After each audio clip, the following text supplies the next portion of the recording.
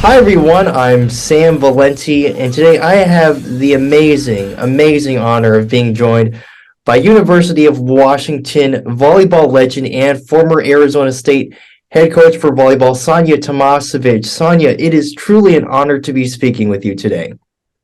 Thank you for having me, Sam.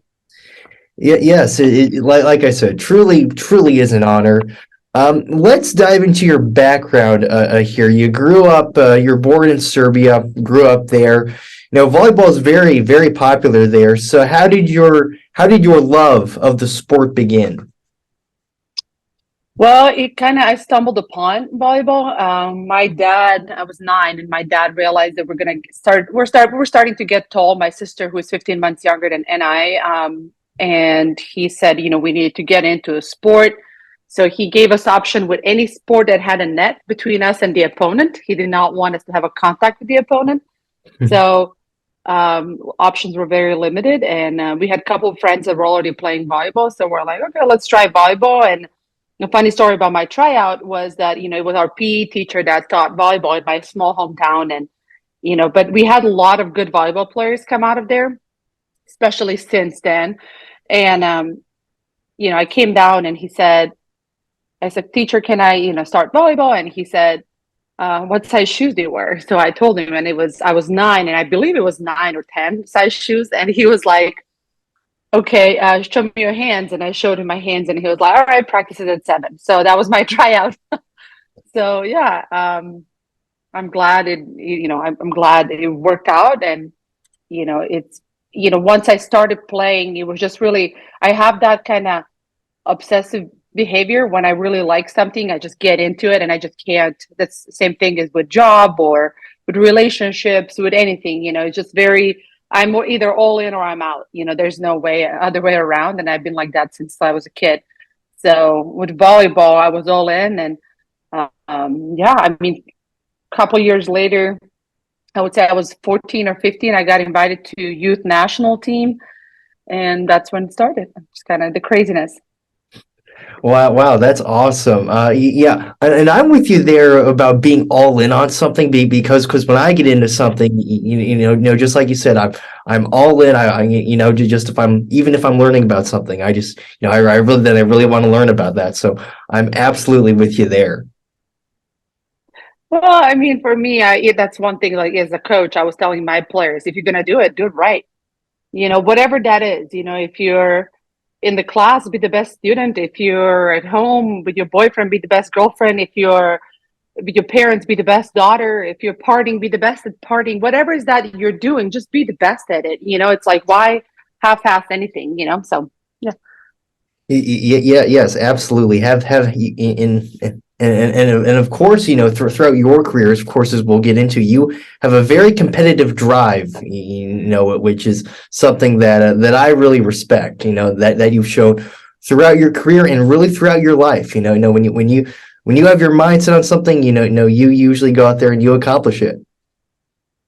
Yeah, thank you. I think it's something that uh, I don't think there was a moment in my life when I think that's something you're born with. You can get better at it or worse, but I think it's something I was born with, because I have, like I said, I have a 15-month younger sister than me, and we were completely different. And she's very successful doing things her way, but we were completely different, and same upbringing, same DNA, same everything. So I really think it's just some of those things are predetermined before we even enter the world. Yep. And yeah, and I want to ask you about this. Who are your volleyball inspirations growing up? Like, did you have any like heroes in the sport growing up?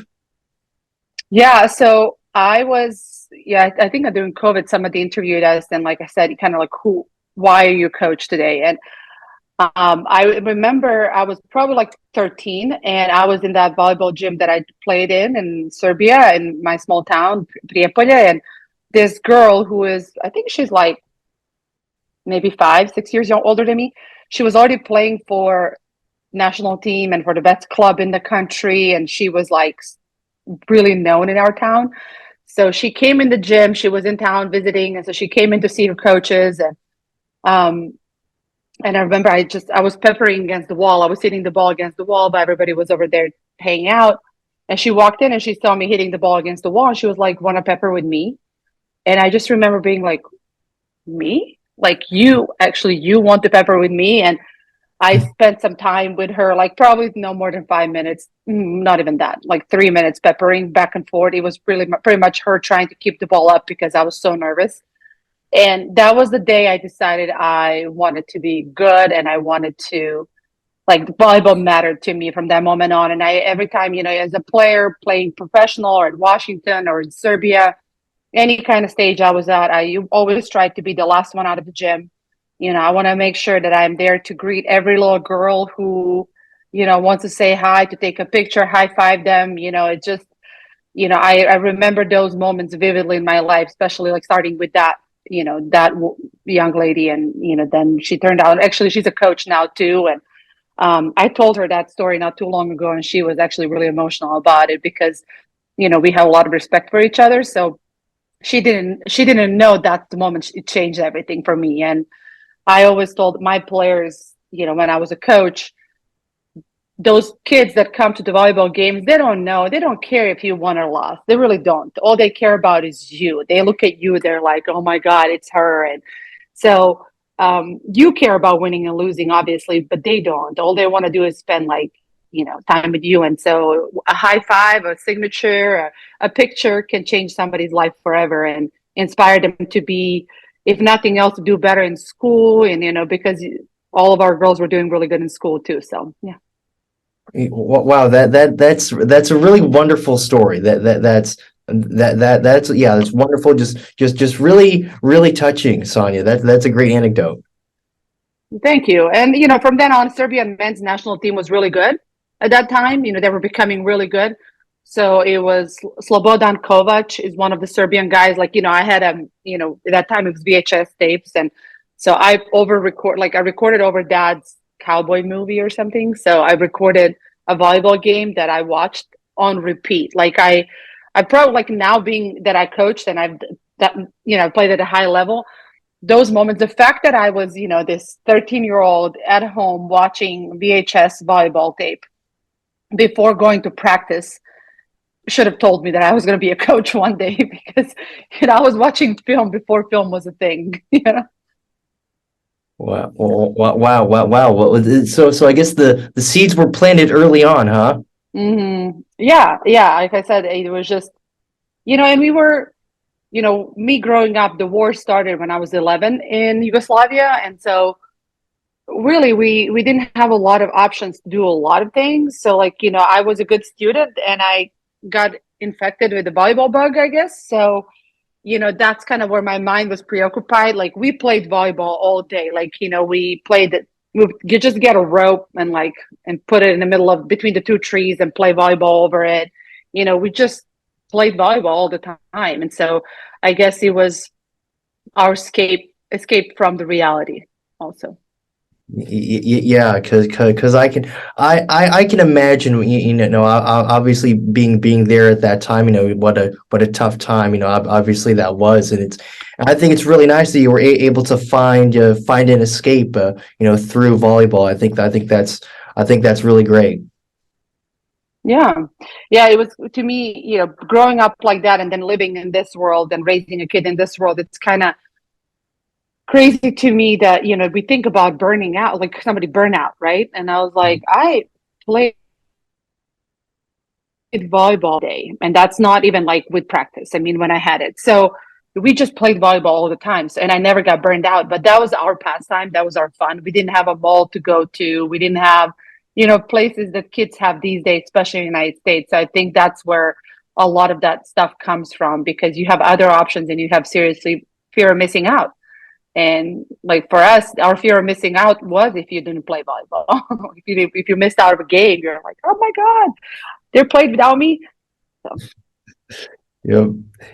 And okay, so I want to talk about your time, obviously, at the University of Washington. You had a phenomenal collegiate career, but what made you decide to become a Husky and come to go to Seattle? Yeah, it was a couple things, different things. I really, talking to Coach McLaughlin, he was very much so realist. He didn't promise me anything. that I was not going to deserve and earn. And, there were other coaches who did. And, I originally was going to go somewhere else. And my dad was like, why did you decide to go there and not to Washington? And I told him, well, because this guy at Washington is not promising the starting lineup. And my dad got really upset, and he was like, well, that guy nobody knows you there. This guy is real with you. He's telling you the truth. You need to listen to what the truth is, what the truth is, and so stop trying to hear what you want to hear. Listen to what the truth is. And then in the meantime, we found out there's another Serbian girl, but she's one of my best friends still to this day, Danka. She was going to Washington as well.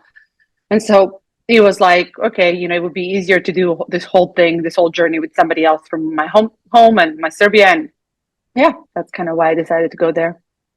And also the challenge, what Jim told me was, you can go somewhere else and be one of the many that's won a national championship, because the place I was going to go has won national championship before. And he said, you can go there, or you can come here and be the first one ever. And, that was like, okay, it kind of sounded cool to be the first one ever. So. Yes, absolutely. And what were your first impressions of Seattle when you arrived there? So I went on official visit in July, and it was beautiful. They took me to Space Needle for lunch. It was like, nice. They tried to, it was amazing. It was July and August in Seattle. I don't think there's a better place in the whole world than, Seattle during that time. And I immediately, it just, to me, everything was crazy. I remember walking in the gym, and they had camps in July, and I walked in and I saw how many courts they had and how many volleyballs they had. We had like maybe 10 volleyballs, and they were all beat up and old. And I was like, there's hundreds of volleyballs here. This is so cool. So those little things, for me, I was just like in love with right off the bat, so it was just, and it was beautiful, and people were really nice. And yeah. Yeah, I agree with you there. Seattle it's such a beautiful place. It's such a great place to go. When on my travels there, it's such a wonderful place. And yeah, the Space Needle, love it. Love the Space Needle. Yeah. It's just all the green and water, and just now the rain and cloudy just doesn't do it. Like when it's like that, I'm not a fan, but when it's, nothing beats summers in Seattle. Just that's there. I don't think I have never visited a place in the world, and I've been a lot of places around the world. There's nothing that's, I would not want to be anywhere else but Seattle if I had a choice in July and August. It is amazing. Yeah. Do you go back there often? Well, when I was coaching, I wasn't able to pretty much do anything, like my whole life was revolving around recruiting season, camp, just like it was like on a, like a little hamster wheel, just like going, and so I'm actually looking forward to, having those times in Seattle with my friends that still live there and visiting. Yeah. Well, hey, that's awesome. I'm sure you're definitely looking forward to that. And yeah. You had, like I said, you had such an amazing career. Obviously, in 2005, you won National Player of the Year and the National Championship. That's a pretty spectacular feat that you had. What was it like getting to experience just such a magical season for you and your team? We were on a mission that year. The year before, we lost in the semifinals to Stanford, and the moment the game ended, it was just like this is, we had this kind of come to Jesus moment in the locker room where we're like, we want to go through next season with no regrets. And originally I was given 3 years of eligibility because I was older. So I wasn't even promised that next year. We appealed and I got it back somewhere in May. So, but we all approached it like, okay, let's approach, no regrets, and then see what happens, right? And so we go through, it's tough, when you're in college and you're living your college life, it's hard to like take every day seriously, to do what you can and ask yourself, was that enough? And so It was so, and we were so good at like holding each other accountable as teammates. We knew what we wanted. We all committed to it. Our coaches, you know, put it on us. It's kind of like, you guys peer-to-peer accountability. Like, we are not with you all the time. You guys can you guys can hold each other accountable. And we did. We had an awesome group who was selfless and did whatever it took. And I just remember, I think we're still till this day the only team that's went through NCAA tournament without losing a set. We went 3-0, 6 matches. And, they were I remember being at the Final Four and we're watching these like presentations of everybody kind of, videos of each team that made it. And there were 2 Cinderellas pretty much there. One was Santa Clara and the other one was Tennessee. And then Nebraska and us, we were expected to be there. So Nebraska almost lost at home. They were hosting all the way through the Final Four. And we were actually on the road all the way through. And for us, like, when they showed a video, everybody else was like crying on their knees, piling up. And we were just like getting in the huddle. One of our starting setter, Courtney Thompson, she had 2 fingers up. She's like, 2 more to go. We're all nodding our heads. We're like, we're not happy to be at the Final Four. We've been there. We've done that. We want to win a national championship. So we have 2 more games to go. And that was it. And so I remember people asking us, did you guys even have fun? And I mean, we had a blast, but our kind of fun was defined differently at that point. It was like, our commitment to getting better, to improvement just a little bit, improving today. I got to improve just a little bit because they scouted last week. They've seen everything last week. I know what my weaknesses were. And I just remember sitting it was in San Antonio, and sitting at the gym and waiting for our press conference and looking at a trophy. And that moment when you realize that it's been 365 from last year when we made that commitment, and now we're sitting there and it's a weird feeling. It's not, the euphoria, excitement of that getting it was done. And now it's just the reality hits, like, what's going to be next? Like, I literally lived every day with that in the back of my mind. What am I going to have for a goal moving forward? It was kind of like sad, I'm not going to lie. It was sad. It was exciting to look at the trophy and we had it, but it was also sad because, it was just weird to not have that like as a driving force every day, for next year. So I don't know. I think there's an awesome lesson to be learned there too. As a young lady, it's like when you do everything you can, something pretty amazing will happen. And it doesn't have to be a national championship. It could be great things, but I really believe that when you do everything you can and you put it all out there, good things happen. Hey, that is a great way of putting it. And like I mentioned earlier, I mean, you guys, like you said earlier, just you guys were on a mission that year, that whole year, and then I mean, look what you guys accomplished. So you guys surely did accomplish quite an amazing thing. And whenever I watch when you guys win that last moment, there's this great shot of you holding the trophy, just full of emotion. It's an amazing moment. It's really moving. Yeah, it was tough. There was a lot of people who were questioning if we can do it. A lot of talk on the street that Nebraska is better than us, and they were more talented. They were taller. They were more talented. But I think we were coached better. I think we were more disciplined, and we had a chip on our shoulder. And it was we were more disciplined, and I think when you come to that level, when it's the difference between 1 and 2, a lot of people think the difference between 1 and 2 is small. I think difference between 1 and 2 is huge because the 1 has the attention to detail like 2 doesn't have. And Nebraska won next year and they won national championship, but they got humbled this year. So there's a lot of, I think those emotions came out because they were piling up and they were just like, okay, we were not allowed to talk about the next game. Like people be like, oh, what's going to happen when you guys run into Nebraska in the finals?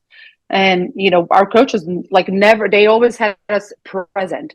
I'm like, what finals? We didn't make it. They didn't make it. We don't even know who we're going to play, next weekend. We got to play tonight and see who wins.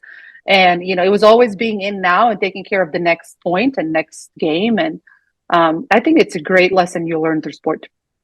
Yep. I would absolutely agree with that. And of course, just, overall, you had an amazing career at the University of Washington. And in 2016, you got inducted into the Husky Hall of Fame, an amazing, amazing accomplishment. And I was watching your induction speech that you gave at the induction ceremony.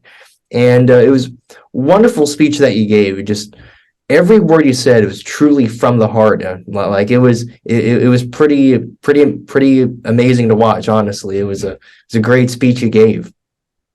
Well, thank you. It was funny because that speech really came out of heart, because I had a whole different speech written. And, Really? when I came up there, and there were two tables of my teammates and my friends from Seattle, and more importantly, teammates. And some of them I wasn't really necessarily best friends with, because I was the teammate who didn't let you slack with, like, if we're going to do this, we're going to do this right. We're not going to half-ass. Like, I wasn't necessarily favorite like that first year when I got there, because I came from a different world where volleyball mattered. And here it was like, when I first got to Washington, it kind of felt more like a hobby, less like a, hey, this is our job. And so I didn't let them have a hobby. I was like, this is what our job is. We came here to, win a national championship, to win games. And they didn't really like that. But it's kind of like, coaches tell you that all the time, leaders have to have those kind of conversations, and leadership is uncomfortable and it's hard. And sometimes kids try to make it fun, like, oh, I'm a great leader. And I'm like, oh, leadership sucks, because you have to have tough conversations with people. And so some of those teammates that I had really tough conversations with were sitting at that table. Like, there were two tables, like I said. And so I just remember like seeing them hugged up and crying. And I was just like, oh, like, I don't know. It just meant so much to me that they were there. And when you get older and we're all moms, and it just, you just look at that time completely different, and you look at it, it was needed. It was necessary to be done. And we appreciate each other more because we're willing to have tough conversations. Yes, definitely. And another thing you talked about in your speech, of course, you talked about you talked about your coach, Jim. Yes, Jim. So sorry, my voice getting caught up a little bit in my throat, I guess. But you were talking about you're talking about him, and I really want to ask you this: what were the most important lessons that you learned from him? During your time being coached by him. There are no little things. When you're at the war, at the game, at the in life, there are no little things. Little things make huge difference. And Jim is a, like, some people might call him a weird dude because he talks volleyball like he's a volleyball guru, and he, like, whatever you come to talk to him about, he'll somehow find a way to like twist it into volleyball. And he is the best volleyball coach I've ever had in my life. He understood volleyball, he studied volleyball, and, he taught a lot of lessons through volleyball, and I don't know, he's somebody who, I always joke, like, in life, it would be like, okay, what would mom and dad say? And then what would Jim say? And so he is still in my life, very much so involved. And, he's like another grandpa to my daughter, and, his family. And so it started from uncomfortable conversations. He didn't like let me get away with easy, he sometimes comes to, when I was at ASU, he would come to our gym, and our girls were like, oh, he's so nice. And I was like, you're like a grandpa now. You come around and everybody's like, oh, he's so nice. He always gives high fives. I got like 2 high fives from you in my college career. He laughs. And I'm like, no, seriously. Like, I was like, you give me college, dude. Like, just kind of, he was tough. He was very tough on us, but I think that's the way how he showed us love. And so going off of that, I want to ask, like, the lessons that they learned from him. Obviously, of course, you had experience being coached by him. How did that affect your coaching style when you were coaching? When I became a head coach, I didn't know a lot about being a head coach, but I felt like I knew, the only thing I knew was the system I wanted to coach and the style, like, of coaching that I wanted to implement, which was what I thought was the best, what Jim did. The thing that I forgot along the way is I'm not Jim.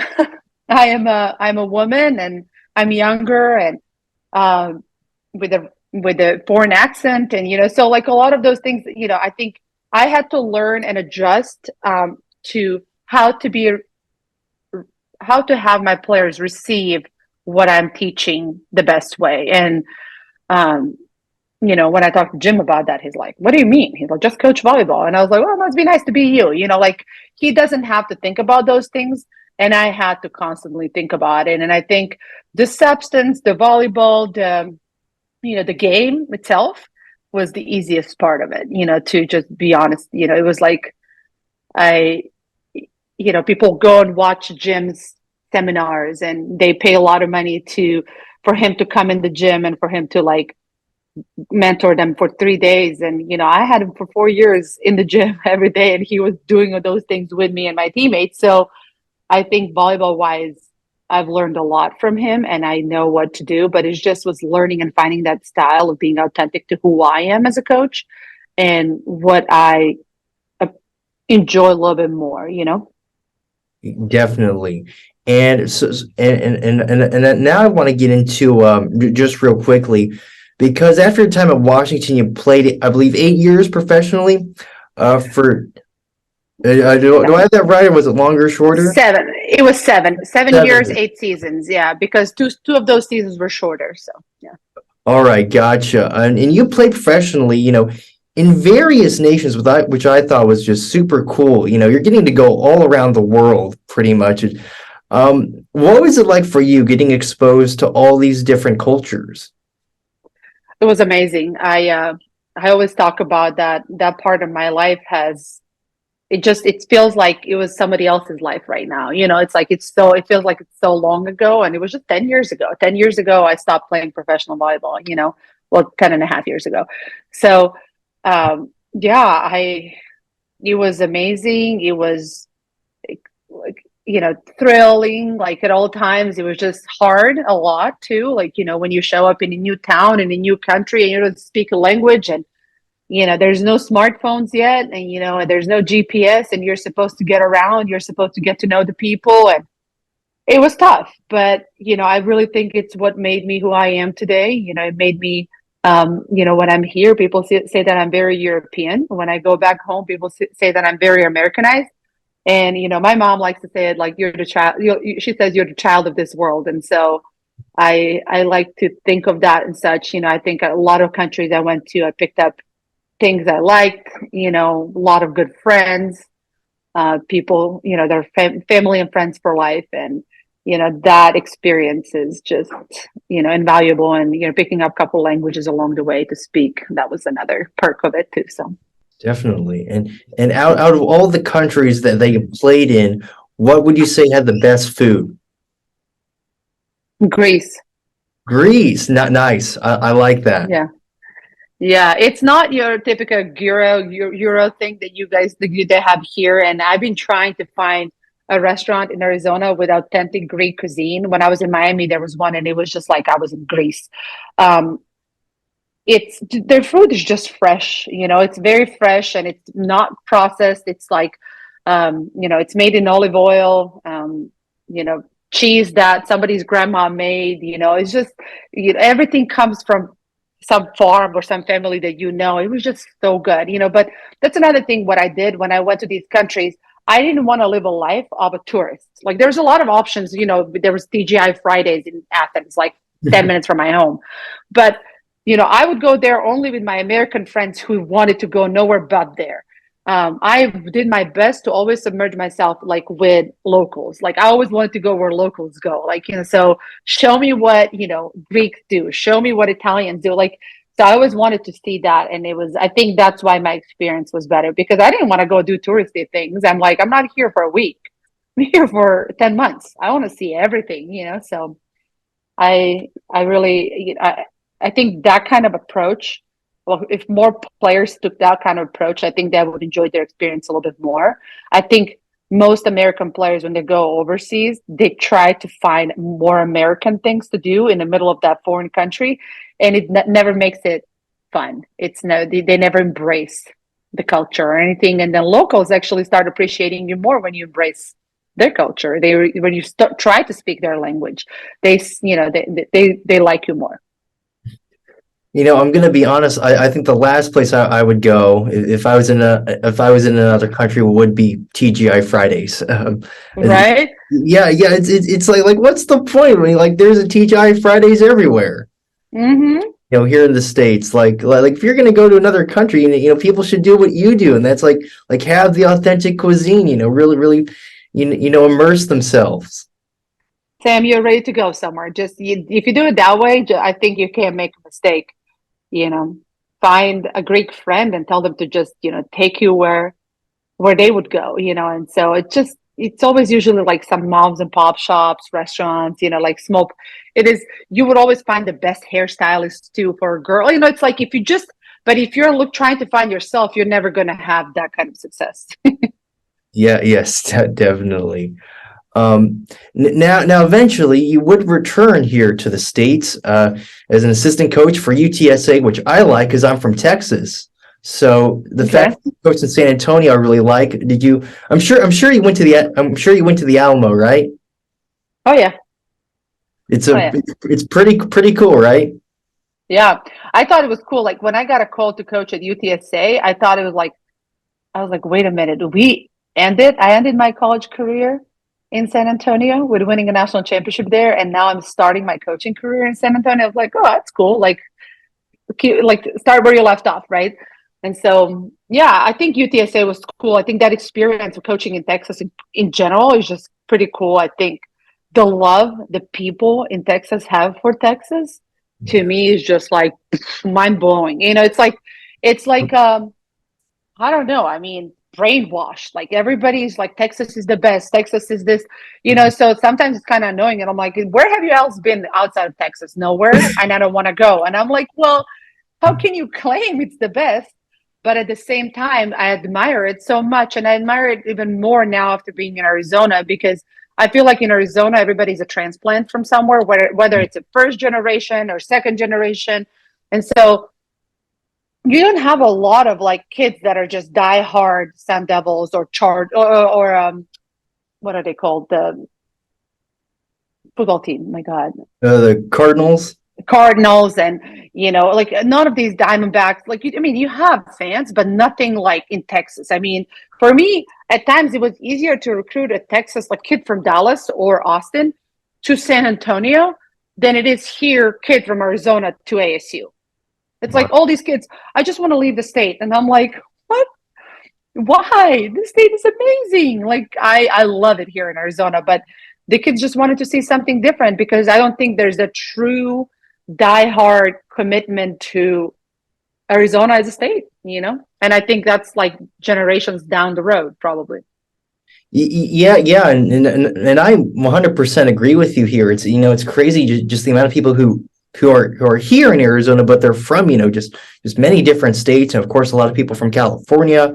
Whereas living in Texas, I'm with you there. There's like people love being in Texas, and there's a lot of pride that goes with it.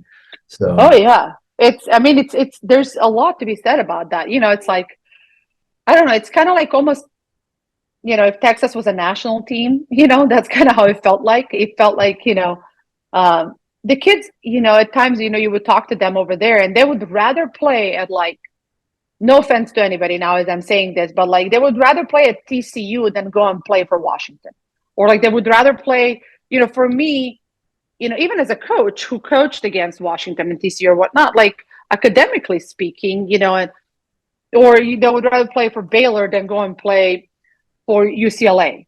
Like, seriously? Like, those things to me just tells you how much the love for those in-state school is. Now Texas and A&M, I get those. Those are those. UT and Texas A&M. Those two are like literally religions. Like I had a lot of people in my department when I was at UTSA who are Texas A&M. I was like, you guys are a cult. This is insane. Yeah. I mean, the way how they talk, the way those rings. Like, it was just like, oh my God, guys, you need to stop. Like, it's just, now you're sounding crazy. But again, it's pretty amazing. The commitment, the love for the state, for, I don't know. It's just, there's a lot to be said about that.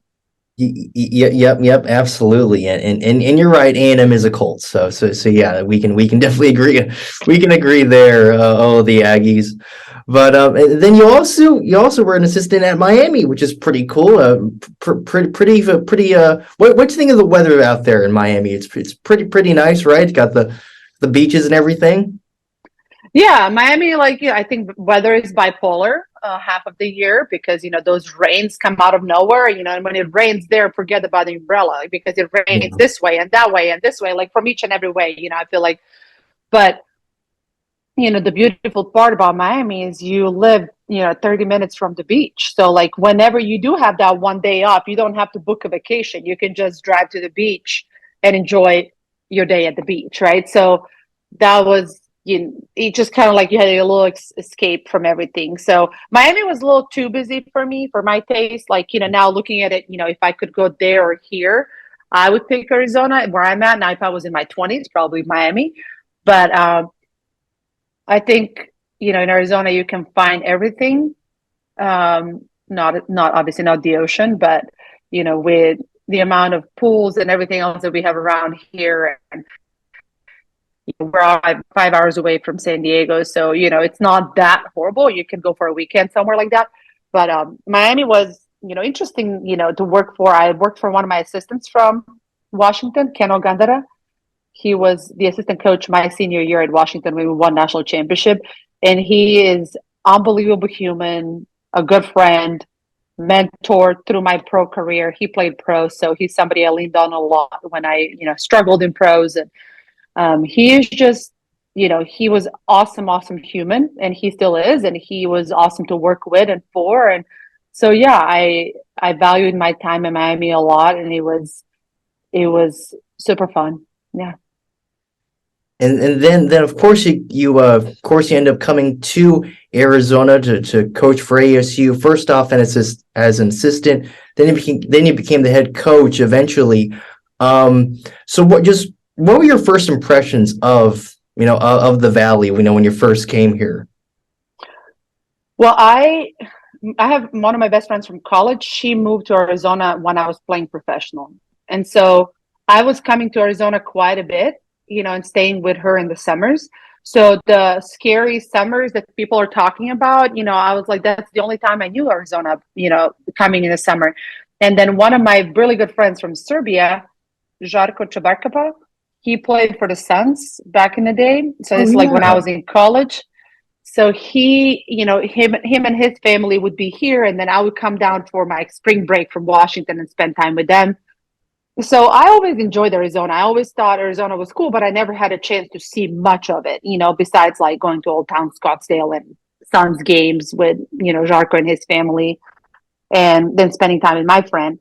So coming here and then meeting people at ASU, more importantly, Don Baki was the first person I met. He was a coach at ASU, and then he was administrator, and he's recently retired. I think he's consulting now. He is, heart and soul of that place. And we all miss him when he's not around. And, the way how he talked about, Arizona State was just kind of like Texans talk about Texas. He loves ASU. And, talking to him probably was the best thing ASU could have done then to get me to talk to him. Yep, definitely. My first impressions of Arizona. I really do like the weather here. It's very nice, especially coming from Texas. It's pretty similar. And then I don't know if you've ever been there, but of course in Tempe there's the Chuck Box, and that's like the first place I Yeah. went. And I was like, well, at least they have the best burgers ever here, so I'm happy. They took me to Chuck Box too. That when I was at that visit too, they're like, "Hey, want to grab a lunch?" I was like, "Sure." They took me to Chuck Box. I was like, and I was like, "Oh, that's weird." Like instead of taking me to some fancy place where they're gonna wine me and dine me, like just impress me, they take me to Chuck. Like, okay, but then that burger was so good, and I was like, Yep. "Okay, I get it. I get it why you guys did this." So, but yeah, the Arizona State has changed so much since I first got here in 2016. This place is growing. President Crow's doing unbelievable things with it, and just I wish the athletic department can keep up with it. Yeah. Sorry, I gotta let my dog out. No worries, no worries. But yeah, I agree with you there, absolutely. And now a really cool thing that happened during your time at ASU, you officially became an American citizen, which is awesome. What was that process like for you? And just, what did that moment, becoming a U.S. citizen, what did that mean to you? It was surreal, it was during COVID. So usually for your citizenship interview, you have your family and friends there and cheering you on and excited for you. And, through my career, I've had like a lot of moments where I was, doing great things and accomplishing a lot, but my parents were never able to come and visit during those moments. So I wanted that day when I get a citizenship for my daughter to be there, because I'm like, I birthed her. She's gonna be there. So but I was given citizenship during COVID, like I said. So they did not have any of those ceremonies at that time. So you couldn't have people come and be with you there. So we had to celebrate at home. But the moment itself was just like, oh my God, like I had to give away my green card and they were like, but I'll give you something better. And I was like, okay. And so they showed up with a birth, naturalization certificate, which was pretty amazing. And, for people who do have it by birth, I think a lot of Americans take it for granted. I think you guys don't understand. I mean, there's a lot about every country where a lot can be changed, a lot can be done. And, we can list things about America that are not good. But, I think raising my kid here and telling her, if you work hard and if you study hard and if you are a good person, you'll be successful. And I really think that's the case in the United States. And now, do connections help? They do always, but you don't have to have them in the United States to be successful. And I think in a lot of other places, including my home country, that's the only way to have success, to have connections, to have somebody know somebody to get you the job, to get you. So it becomes this toxic environment. And I think here, there's a lot of good. This is the land of opportunity, and we can't fix it all. And I love the attempts that we're making as a country and as people. We got to continue being loud to make a difference, to have a better future for our kids. But I'm proud of being part of the crew now that gets to vote and that gets to make those decisions, that to have a better future for our kids.